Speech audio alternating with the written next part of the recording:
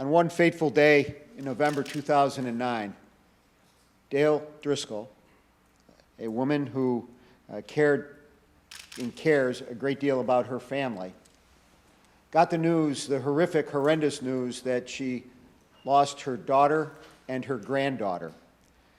Perpetrator John Edward Brown, a convicted violent felon, who was released from prison, but his background was not known. On that day, Dale lost her heart, losing Helen Buchel and her granddaughter, Brittany Passalacqua. That news was news that no family should ever have to endure.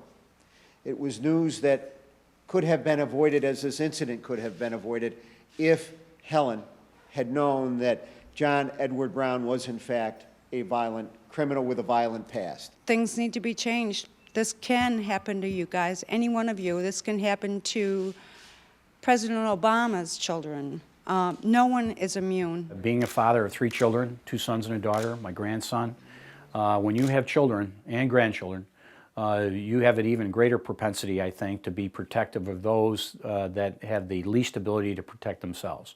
And in this case, with Brittany being brutally murdered by someone, a convicted felon that no one knew about, is a very, very sad story as a member of the community, as a parent, as a grandparent, and I think we should always do whatever we can to try to maybe prevent a tragedy from happening again, and maybe having a registry will do just that. My theory is that out of every unfortunate situation, some good comes.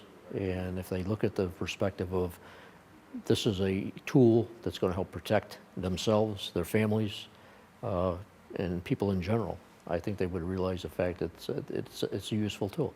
And it's not going to infringe anybody's rights. It's not going to restrict where they can come and where they can go. It's just that we can keep tabs on where these people reside.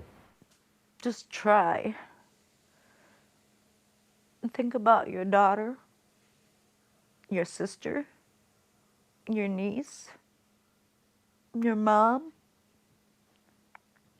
I hate to exclude men, but it is the women that are really vulnerable. Try real hard to imagine yourself in my shoes. And then think of how it would be to have the tool to stop it, to know that you could have done something. Imagine how you would feel. And you didn't pass this law, and this happened to someone that you knew. How would you feel? How would you sleep at night? Knowing that you could have done something to prevent this from happening to someone else.